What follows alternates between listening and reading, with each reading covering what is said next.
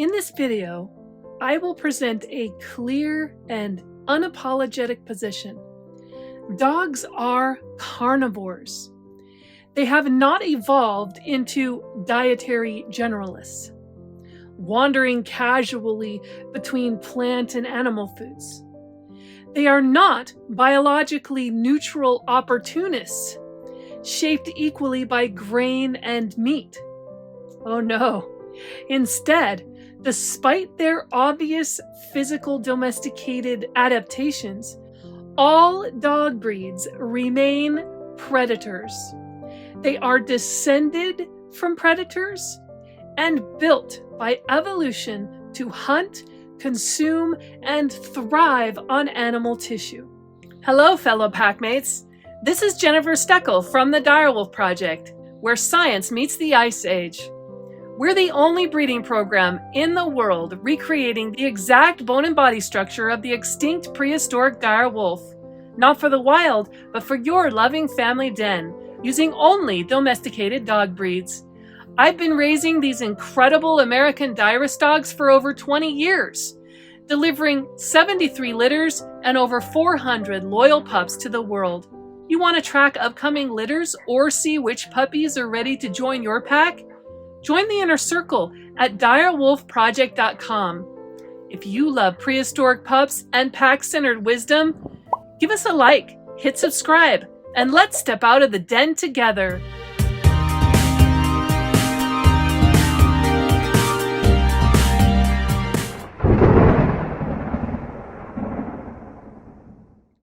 Much of the arguments for dogs being omnivores hinges on selective observations taken out of anatomical context. Proponents often point to a dog's back teeth and describe them loosely as grinding molars, implying functional overlap with omnivores. The oral cavity, yes, dogs do have those cutting teeth that are going to be for biting and chewing and ripping flesh and all that.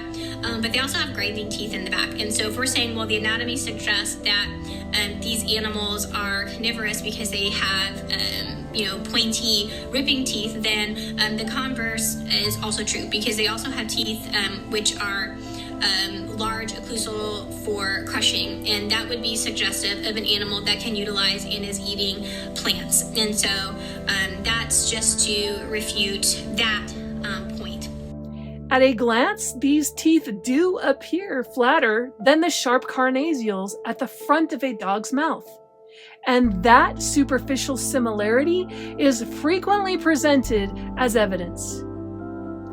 But anatomy does not work by appearance alone. Form and function must agree, and here they do not. Grinding plant material is mechanically demanding. Seeds, tubers, and fibrous plant tissues are protected by cellulose-rich cell walls that resist digestion. To access the energy locked inside of those plants, those cell walls must first be physically broken down through prolonged chewing. This requires three features working together. First, the molars must have broad, flat, occlusal surfaces capable of sustained friction. Second, the jaw must allow lateral side-to-side motion so the teeth can slide against one another. Third, the chewing cycle must be long and repetitive, relying on grinding rather than force. This is exactly what we see in true omnivores. Bears possess wide molars with complex ridges that dramatically increase surface area.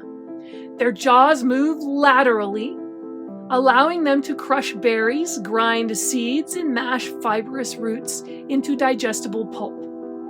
Humans take this even further. Our molars are squat and flat. Our enamel surfaces are designed for friction, and our temporomandibular joint allows extensive sideways movement. We chew plants for a long time because we must. Without that mechanical processing, plant nutrients remain locked away.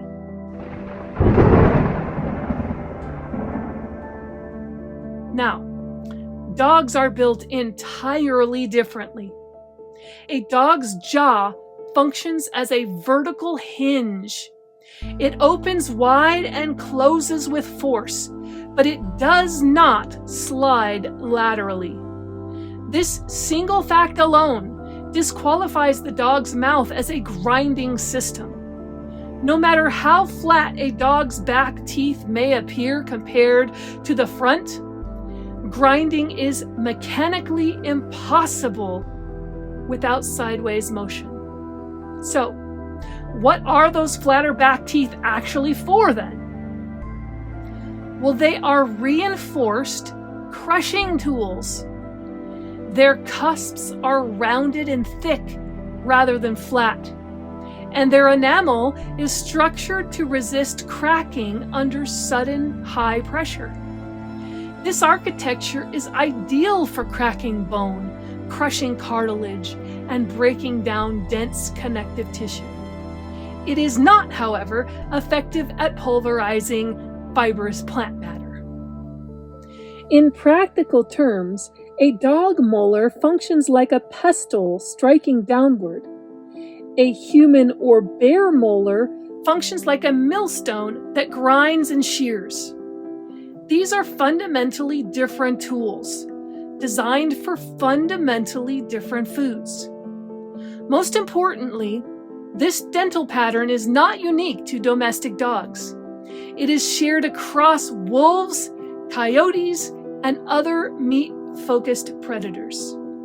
Wolves possess the same exact crushing molars. Yet no serious biologist argues that wolves are omnivorous based on their teeth. The reason is simple. These molars exist to process animal tissue efficiently, not to compensate for a plant-based diet. If dogs had evolved as true omnivores, their teeth would reflect that reality clearly. We would see expanded grinding surfaces, lateral jaw movement, and wear patterns consistent with prolonged chewing of fibrous material. We do not. Dog teeth are a consistent story. Dogs are built to seize prey, shear flesh, crack bone, and swallow nutrient-dense animal tissue quickly. That is the dental signature of a carnivore, not a grain eater lingering over a bowl of broccoli.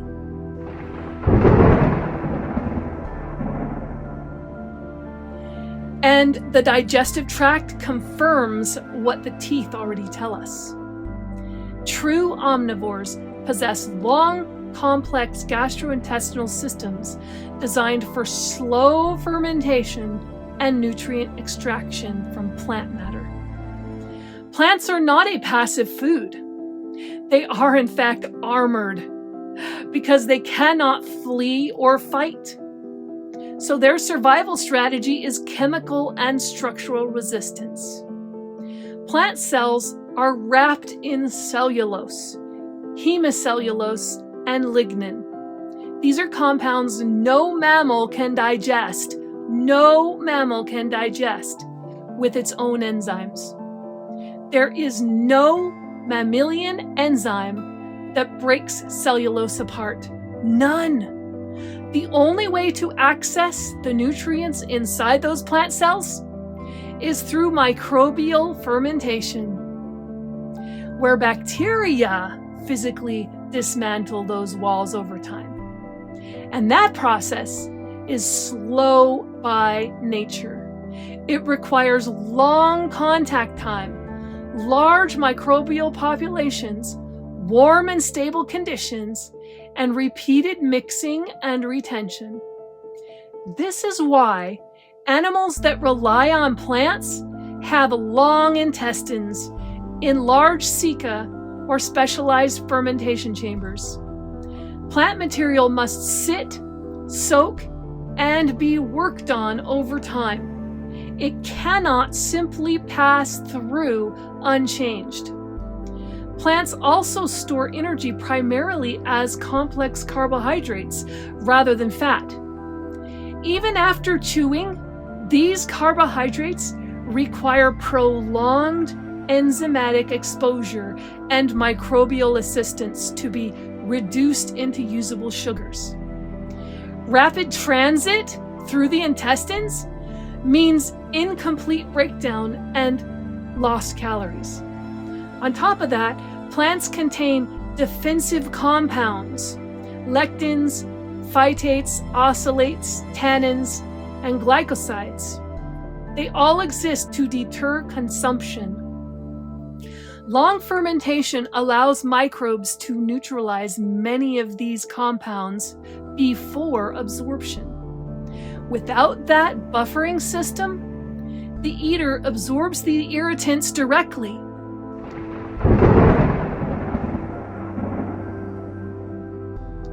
Now contrast this with meat. All right? Animal tissue arrives biologically pre-digested, so to speak, because muscle is already protein and fat is already fat. Organs are dense and bioavailable. Highly acidic stomach acid unfolds those proteins quickly. Enzymes cleave them efficiently, and absorption is rapid with minimal microbial involvement. This is why carnivores evolved short, fast, acidic digestive tracts. And speed matters because meat spoils quickly. And the faster it moves through the system, the less opportunity there is for pathogenic overgrowth. High stomach acidity also sterilizes raw meat, and that protects the animal's immune health. A long intestine would be a liability for a carnivore. This is the insight that's often missed. Plants demand patient digestion because they resist being eaten. Meat, though, it rewards rapid digestion because it decays quickly. So when you see an animal that consumes meat, but also has long intestines, bacterial fermentation in the large intestines, dense microbial populations, and slow digestive transit times, well then, you know you are looking at an omnivore. And when you see an animal that consumes meat but has a short intestinal tract, rapid digestive transit times, high stomach acidity, and minimal fermentation capacity, that may occasionally ingest plant material, you are looking at a predator built to extract energy quickly from flesh, fat, marrow, and organs.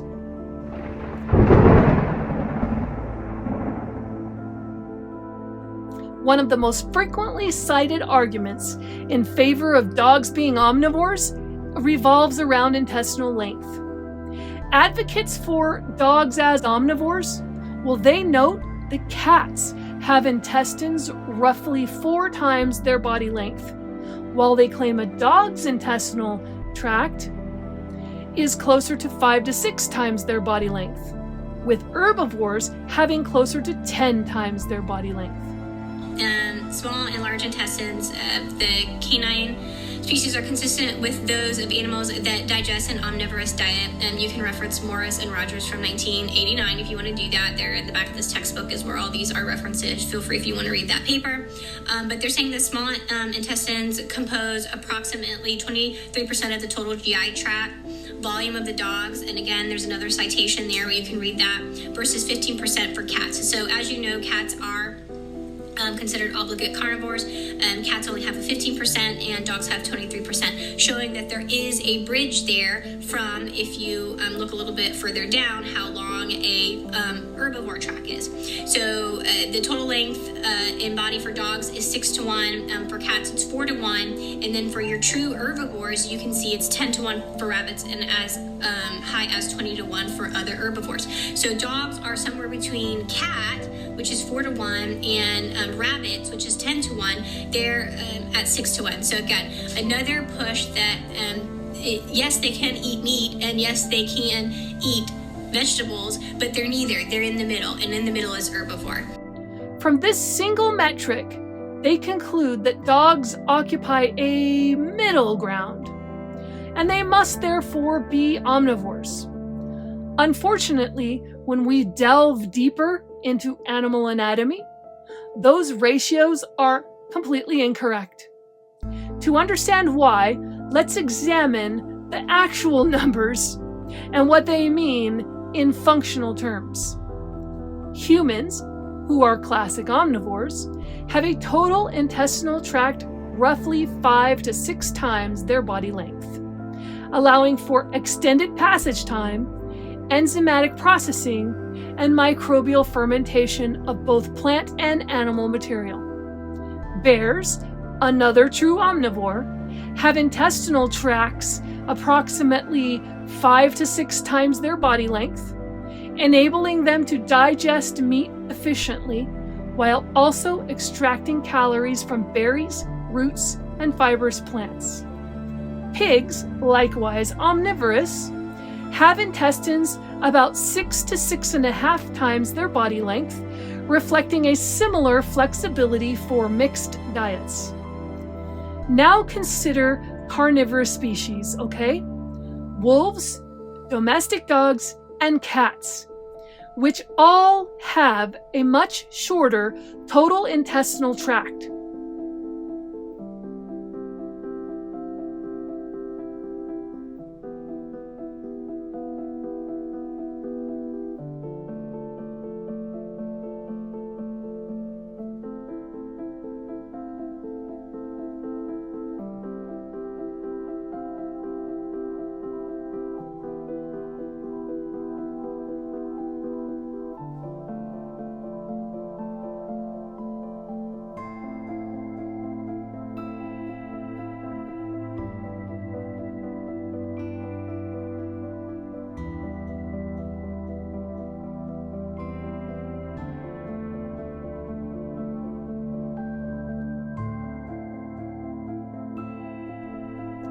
While dogs can tolerate some plant material in small amounts, largely due to their long history alongside humans, their intestines remain short, fast, and highly acidic, leaving very little time for fermentation or extraction of nutrients from cellulose and other plant fibers.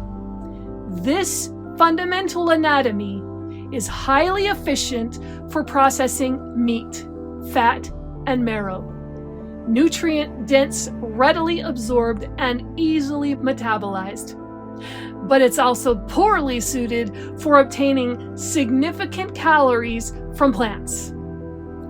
This is where the ratio argument falls apart. Yes, dog intestines are slightly longer than a cat's, but length alone does not define its diet. The critical question is function, not numbers. True omnivores require not just a long intestine, which dogs do not have, but they also require specialized structures, slow transit times, and microbial ecosystems that can break down tough plant matter. Dogs possess none of these features, as we just mentioned.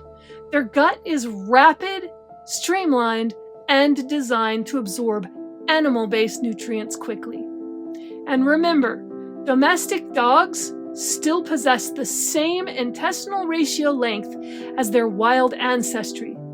If a wolf does not transform into an omnivore simply because its intestines are marginally longer than a cat's, well then neither does a dog's.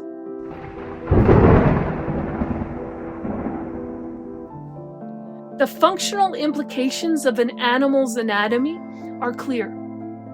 Humans, bears and pigs can thrive on mixed diets because their digestive systems are specifically built for plant processing as well as meat. Dogs, in contrast, are optimized, just like wolves, for animal-based nutrition. They can tolerate small amounts of starch or plant matter because of their domesticated adaptation, but it is neither energy efficient nor sufficient for long-term health if relied upon as primary source. Their intestinal architecture mirrors that of wolves. They're evolutionary ancestors and apex predators, reflecting a life shaped by hunting and consuming prey rather than fermenting vegetation. Remember, numbers alone do not tell the story. Intestinal length is only meaningful when paired with digestive function. When examined as a whole system, the dog's gastrointestinal tract aligns overwhelmingly with carnivory.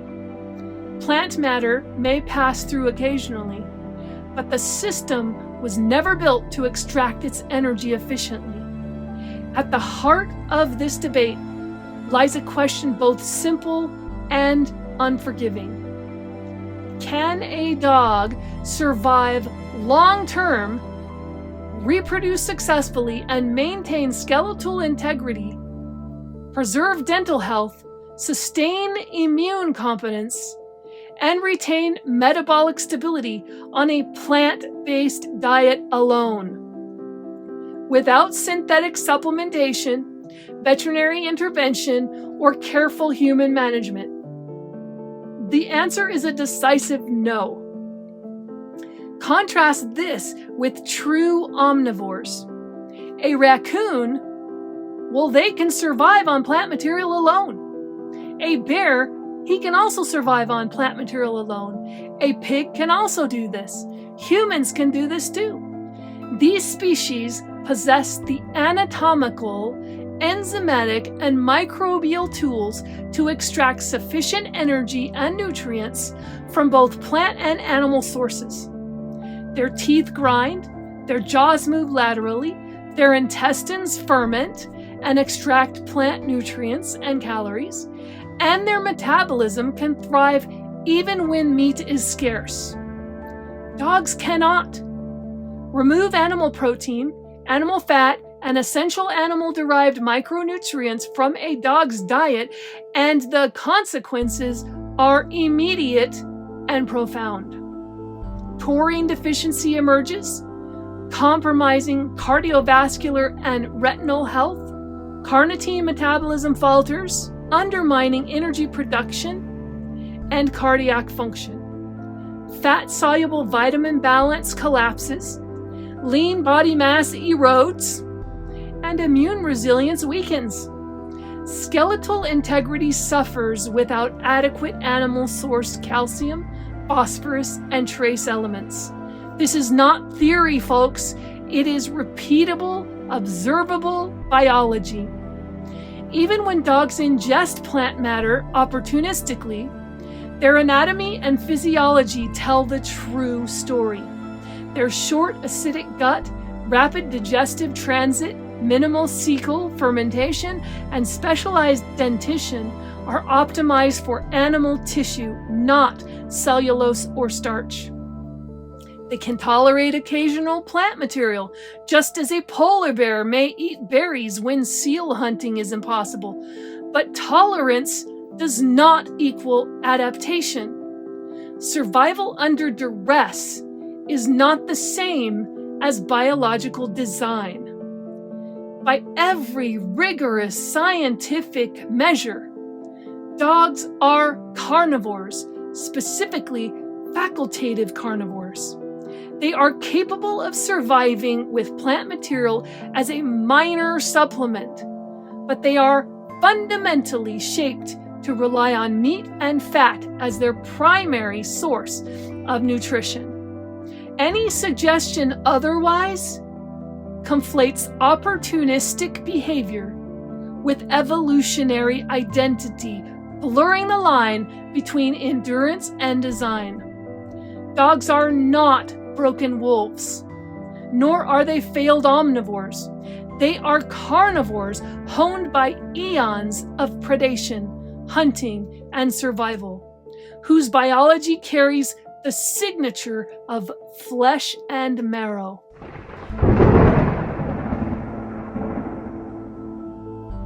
Over thousands of years, alongside humans, dogs have adapted to live near scraps and starches when necessary, but they never abandoned the blueprint written deep into their evolutionary heritage. Calling a dog an omnivore because it can tolerate some starch is like calling a direwolf a scavenger because it occasionally ate carrion. Even when the environment demands adaptation, the underlying physiology reveals the animal's true design. Nitrogen-15 in ancient dog bones confirms what their teeth and gut already show us. They ate meat, and it built them. The wolf does not stop being a predator because it adapts in times of famine. The dog does not stop being a carnivore because it survives alongside humans. When we strip away soft definitions, convenience, and superficial analogies, what remains is clear, ancient, and unmistakable. Dogs are predators shaped by Ice Age hunts, frozen plains, and the relentless pursuit of prey. They carry the predator's signature in every bite, every fiber of their being, and every measured inch of their intestine. All domesticated dogs, no matter their size, still walk the trail of their Ice Age ancestors. They are companions not just of humans, but of a lineage written in the bones of the wild.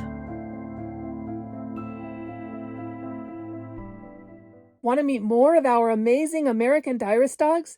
This video right here highlights their amazing personalities. Don't miss it.